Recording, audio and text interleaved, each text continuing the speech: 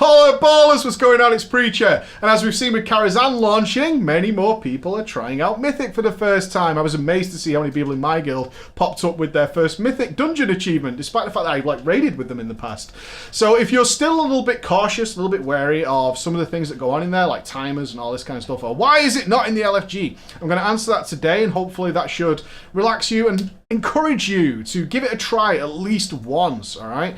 I'm not trying to trigger anyone here, but if you do want to get triggered, we bought an Xbox One.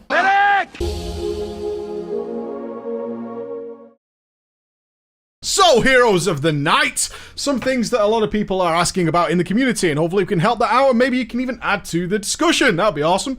So, first and foremost, why is Mythic 1, which is what it is, because the next one's Mythic 2. Why is Mythic 1 not in the LFG system? Well, that's a good question. Blizzard's fostered this environment for the last couple of years. It is on Blizzard. They've got to take responsibility for it, man. Blizzard has created this environment where the solo player could get pretty much everything they wanted out of World of Warcraft. And ultimately, that's not that great for the game. I know some of you will argue with me to death on that. And I hope you don't rage and actually have a bit of a discussion on this. But as an MMO, the main reason you come back to World of Warcraft, right? Because you can consume everything. You might take different amounts of time, but they can't possibly create enough content to keep you doing something new every day. It's impossible, right? Because people play like 24 hours a day all the way to the guy who plays 2 hours a week. What you come back for historically, and why people leave the game and come back, is for friends. Happens all the time. It's for buddies. It's because, do you remember the old times I had with Dickface and Tommy Wangfingers and all those guys? That was really fucking cool. Don't shake your fucking head at me. Do what I want, mate. Tommy Wangfingers. You don't even know. He was a hero. And that's why people come back. They come back to play with buddies and come back to make with friends. And Blizzard knows that. It's what keeps people returning is to play with friends. And check out the new content, obviously, but the real nostalgia you have about a lot of things is because you had great times with certain people. Sitting in your garrison all day, jerking your gherkin, that ain't going to get that done. There's no one going to come strolling into your garrison, which is real criminal, right? Why did they make it so strange just because visit your garrison you could decorate it properly? And why the fuck were garrisons so fucking bad, man? Why the fuck were they so goddamn bad? I don't know. Anyway, so they want to recreate this community because we can go into detail, but cross-realm, LFD, and so on, just crushed communities, right? So they're trying to bring that back. So Mythic 1 is the first step. There's actually a challenge. It's hidden. It's not like a plus or an affix or a buff to the mobs that's in there. The first challenge that you have to overcome is finding a group, and Blizzard knows that for many, many, many, many people, that's not easy. That's not easy. So that is exactly why it's not in the LFD system. It's not about the difficulty, because people keep going, well, it's really easy. And then people go, well, why isn't it queuable then? And the reason is you're overcoming your first obstacle of finding a group. Blizzard knows that people have difficulty with this, so they're trying to incentivize you to go out, take it upon yourself, and throw yourself into the mix. Throw yourself into the party. Don't be the guy sat on the table in the corner of the room with your fucking orange juice while everyone else is having a good time. Yeah, that's what they're trying to do. It doesn't matter what you think. It's just an example. Don't get me. Don't get me. They're just trying to encourage people to get involved into the community again, because they've fostered this environment where the community doesn't matter. So some things that scare people in Mythics, or put people off, would be, scare's probably a bit of an exaggerated word, but put people off. Firstly, the timer. The timer. As soon as you go into your first Mythic Plus, right, after you get your group done, you start maybe getting a keystone, and then you're going to try that out. You go in there, and the fucking clock starts counting down, man, and it's all going to go to pear-shaped. So if you're an inexperienced player, what you tend to find when a clock starts counting down is you feel the need to rush. Like, oh my god, we're not going to make it. We're not going to make it. And what you need to know is that the timers up till... the timers exist for a reason, but up till like Mythic 5, let's be generous here, about Mythic 5 are actually extremely lax. They can allow for wipes and all sorts. It's really not a case of you get in there and rush. They're so good about easing you into this system. If you're somebody who's not used to PvE and you're not used to dealing with other people and strangers and you're just starting to get to grips with that, they know you're dealing with that. So the timer is actually super, super relaxed. If you go at a normal pace, what you'd probably find is you'll complete it quicker, because you are pushing a little bit, but you're going to complete it either quicker or in the same time you would have done a Mythic 0, and you're going to get the reward for it, right? you're going to get the reward for it anyway. The timer is just there to introduce you to the idea of there being a timer. Now, many people have said the timer is the worst part about it. I disagree. The whole system is designed around at some point being able to defeat you. How do you measure that?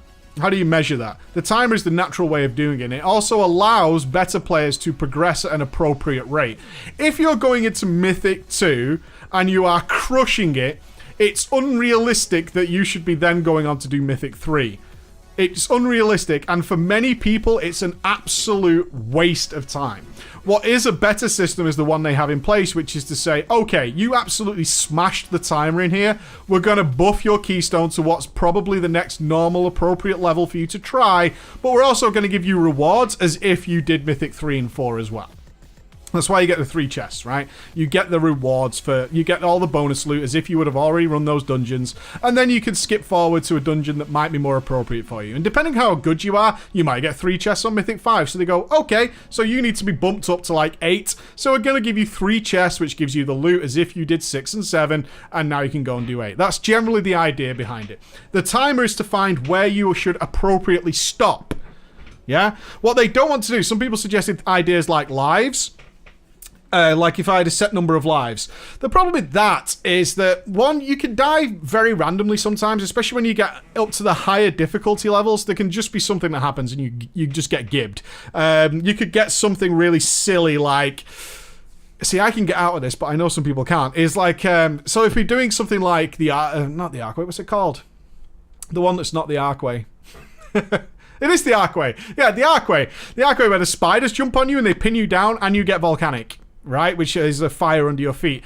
Once that happens, you're kind of fucked sometimes, depending on the difficulty level. I mean, I can blink out of it as a mage, but there are people who just can't do that, and you're pretty fucked if something like that goes on. So lives doesn't really work out. What also would happen if it was tied to any sort of death counter is people would just wait. So if there was no timer and there was a death counter of some description, people would just wait and bloodlust as much as possible. Right? You would bloodlust like every boss, and the dungeons become such a chore. They really would. This is why Blizzard said they're aware there are some issues with the timer, with people leaving, and you can't really replace them in Mythic Plus because that just doesn't work. They're aware there's a problem with that, but it's not a prominent problem. Like, it does happen, but it's pretty rare. Right? It's pretty rare, and overall, with the amount of Mythic Pluses being done by the players who are running them, it's not a big deal. It happens to the best of us. Happened to me the other night. We were doing a Blackrock Hold 9, I think, and unfortunately my kids are ill at the moment, as most of you probably know, unless you're watching this in the future sometime. My kids are really ill at the moment, and my wife came in and she was covered in vomit, and she's holding my little boy, and I was like, I gotta go. You know, it's nothing I could do. And I said, I'm really sorry, guys, but, you know, shit happens. And reasonable people aren't going to be pissed at you for that.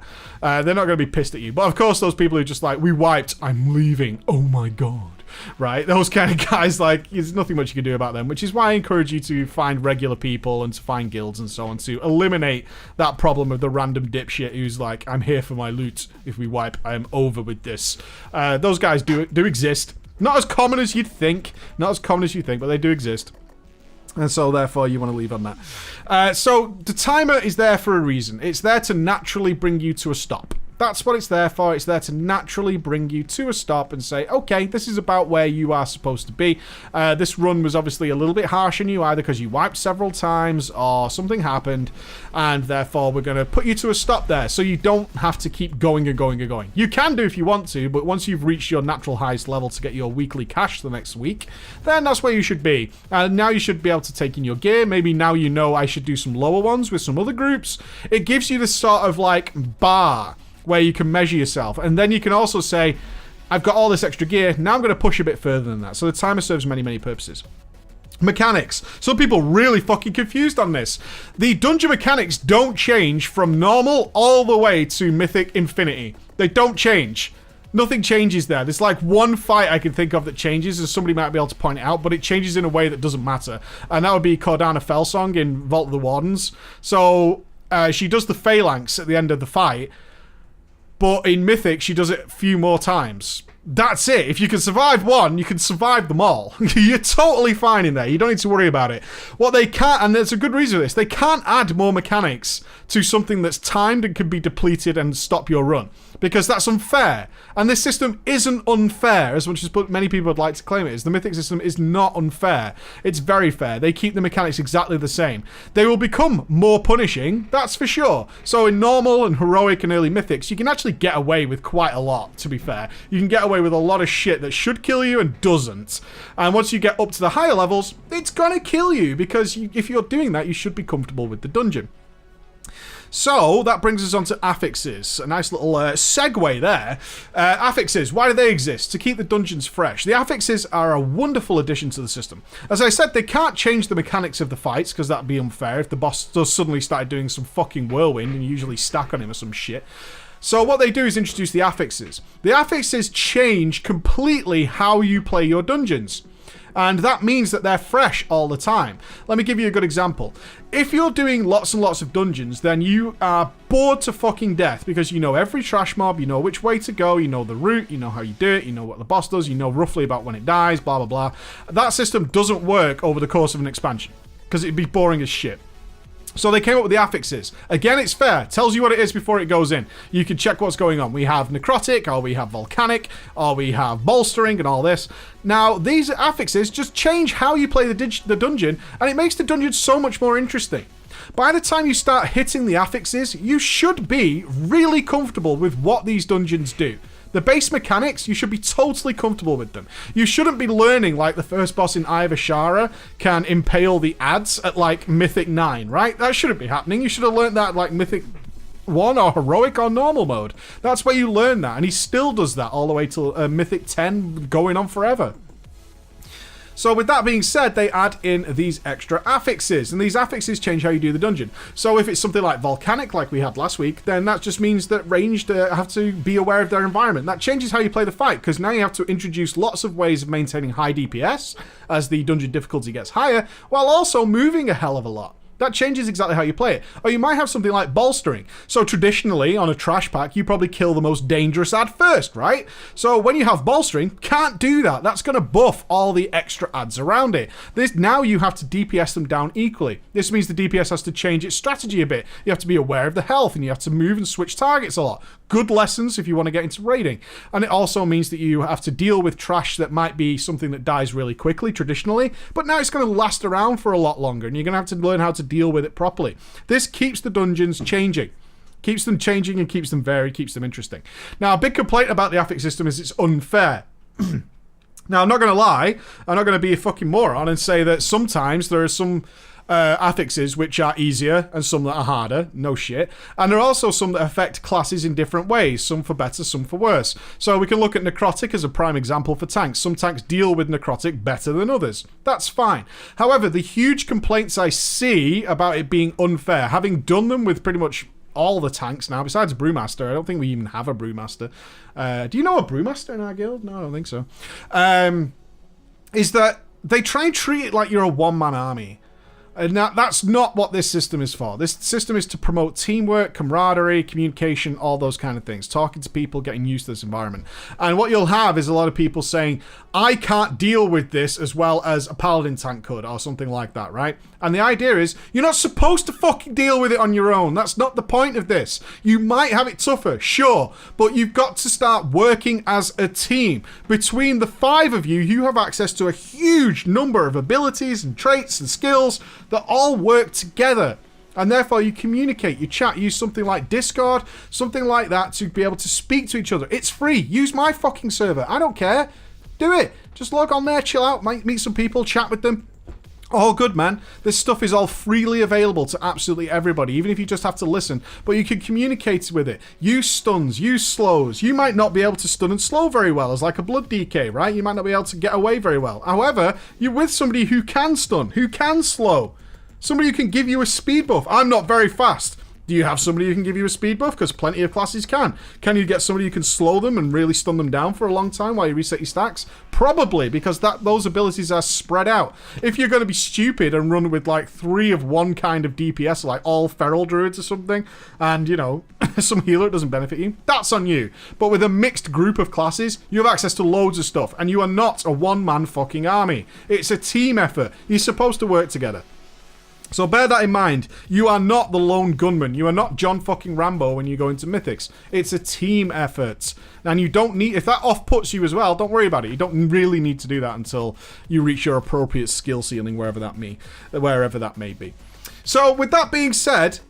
Those are all the answers to most of the common questions I find about Mythics that put people off, and I hope that's encouraged you. If the timer puts you off, just understand it's there to be a natural wall so you don't have to smash your heads in, and also the fact that some dungeons could become horrendous if there was no timer. You would be literally trying everything you can, waiting for bloodlust, using pots, potions, cooldowns to try and squeeze past the next barrier, and then you might want to go a bit further. It would just be horrible. If you're worried about mechanics and stuff like that, it's all stuff you can learn in Normal and Heroic. You don't need to worry about that whatsoever. And if you're worried about the affixes, understand they're there to keep this system interesting and fresh by mixing it up and changing how you play on a week-to-week basis. That's why people are still running their Mythic Pluses and still having a decent enough time.